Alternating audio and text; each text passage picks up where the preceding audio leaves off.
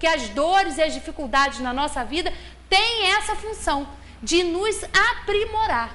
É através dela, é através daquele ente querido difícil, é através daquela pessoa no nosso trabalho que a gente tem dificuldade em lidar. São esses instrumentos, são essas pessoas que Deus permite que estejam junto de nós na nossa caminhada para a gente evoluir, para a gente fortificar a nossa fé, para a gente praticar tudo isso que a gente aprende, porque não vale de nada nós sabermos de tudo isso, nós sermos reencarnacionistas, nós sabemos que a nossa vida continua, se a gente não se melhora, né? O dever de todo espírita é se melhorar, é conhecer, é estudar, é divulgar a doutrina para que outras pessoas também conheçam e outros irmãos nossos possam ser ajudados. E tem uma função grandiosa que foi o que nós hoje lá experimentamos com o nosso querido César. O conforto de saber que ele está ali, que ali só está o corpo, e que aquele espírito venceu, passou por muitas dificuldades e saiu vitorioso. A homenagem hoje, eu até estava comentando aqui, a homenagem que o filho dele, em nome do irmão e da mãe, prestou a ele hoje, foi uma coisa emocionante. Ele estava se dirigindo ao pai. Ele falou, olha, eu não vou fazer nenhuma prece, nenhuma oração, mas eu quero agradecer a você. Ele conversando com o pai, agradecendo pela vida, pela oportunidade. Com certeza o nosso irmão recebeu isso com muita alegria, recebeu com muito carinho esse gesto, e é isso que vale. É a prática, é a missão, né? É a tarefa ali que ele cumpriu perante aqueles filhos, e a homenagem que foi prestada a ele. Com certeza ele recebeu tudo aquilo com muita alegria, e saber que ele vai continuar no plano espiritual, que nós tivemos o prazer de conviver com ele e que vai continuar. Ele apenas nos antecedeu, ele vai continuar com o seu trabalho na espiritualidade, vai nos visitar se assim nós merecemos, e é isso que vale, saber que a gente continua, saber que a vida da gente, os nossos afetos não são perdidos com a morte. Deus não faria isso conosco, ele não faria. Um ser, né? Deus é a inteligência suprema, a causa primária de todas as coisas. Ele não permitiria que nós convivêssemos com os nossos queridos e com o processo da morte nós nos separássemos. Ele não permitiria que nós não pudéssemos nos comunicar com eles através do sonho, que é quando nós estamos emancipados, ou através da mediunidade, que tem essa função de ajudar, e isso, Deus não faria isso conosco. Ele não nos ajudaria, não nos estimularia a ser melhores, a lidarmos com as nossas dificuldades, a amar os nossos inimigos, para nada, para a gente morrer e acabou. Não é assim que é. Então nós podemos aí ter essa certeza e ter esse consolo através do estudo, através dos esclarecimentos que a doutrina espírita nos traz, que a gente tenha sempre que trabalhar, estando encarnado ou estando desencarnado. O trabalho, a lei do trabalho é uma lei que todos nós estamos submetidos. Espíritos, né? Agora, como nós ainda aqui encarnados, porque a gente não sabe quando a gente vai ser chamado para voltar para casa, então a gente tem que continuar a nossa batalha aqui, tem que continuar as nossas lutas, o nosso aprendizado aqui e também no plano espiritual, né? Obrigado, boa noite a todos.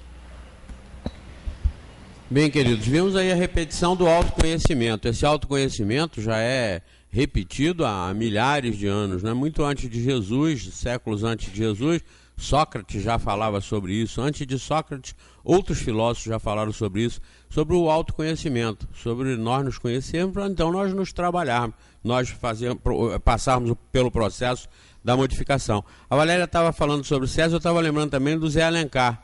Zé Alencar é um homem de poder, um homem de dinheiro, um homem de fama, um homem que tem tudo aquilo que muita gente leva a vida inteira buscando e não consegue. Ele tem tudo isso e, no entanto, uma coisa que ele declara é que o sofrimento, todo esse sofrimento pelo qual ele tem passado, tem servido extremamente para ele conhecer, serviu para ele conhecer a humildade e ser humilde, conhecer a simplicidade e ser simples.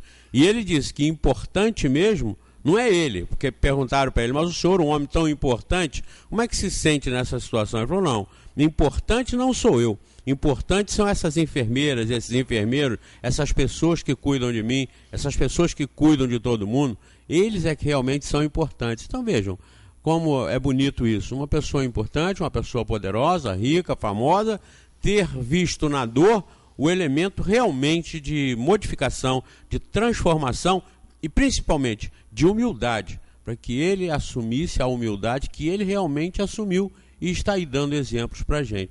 Valéria falou no filme, no Gosto, falou na 5 pessoas no céu, né?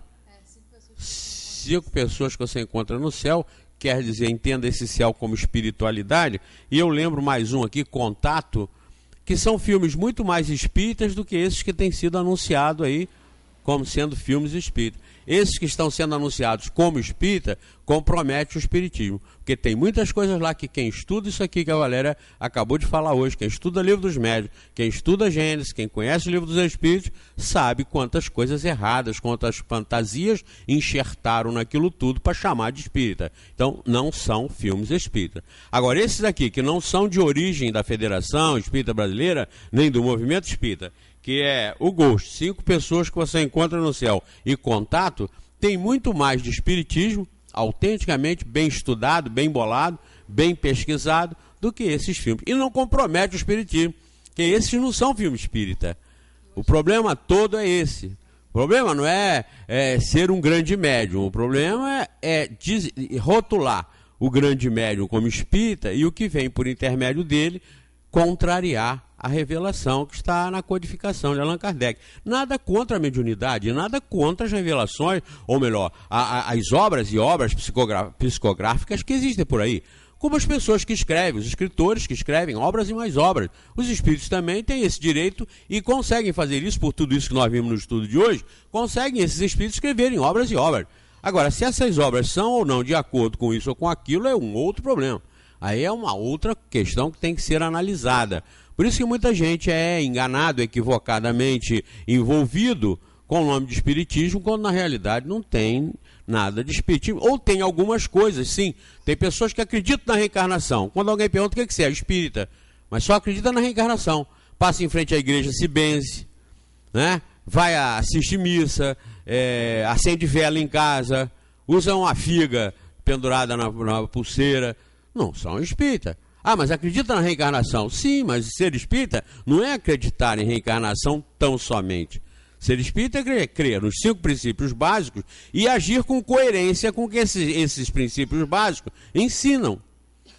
Então tem diferença entre acreditar em fatos que são verdadeiros e que o espiritismo confirma como verdadeiros e se dizer espírita por acreditar nesses fatos.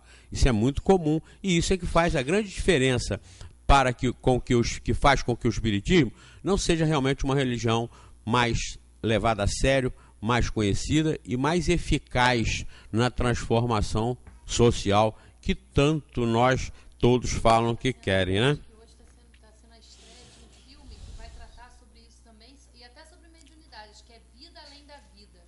Acho que é a estreia, mas eu não sei se aqui já está passando, mas é uma estreia, acho que mundial, que vai tratar também sobre esses assuntos, que é Vida Além da Vida.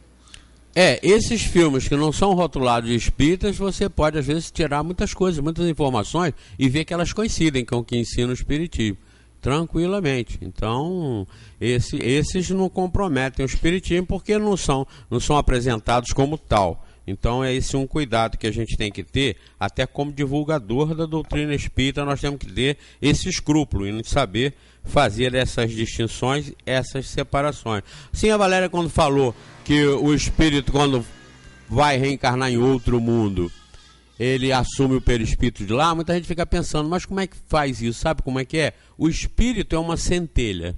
O perispírito é a roupagem primeira que ele veste em qualquer mundo, mas o espírito é uma centelha.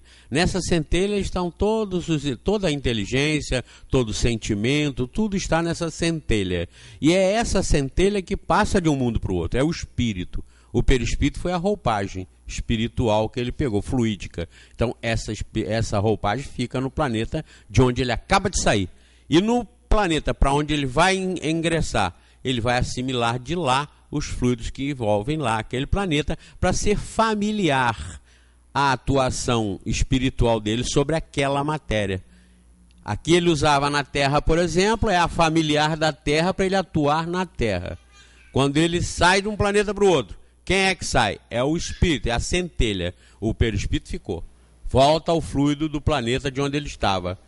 E lá no que ele vai, ele vai absorver o fluido de lá para atuar lá, com a matéria adequada lá, com toda a atmosfera, com toda a gravidade, com todos os elementos químicos, fluídicos que existem lá. Então é assim que o espírito transmigra pelo universo afora, como centelha. O espírito é a essência. Lá naquele mundo ele vai levar todas as virtudes e os defeitos que ele possuía, porque é na centelha que está tudo isso. Aí lá vai refletir no perispírito de lá, como aqui refletia no perispírito daqui. Então, aqui nas obras básicas tem todas as explicações, as meditações e as análises para se entender perfeitamente isso.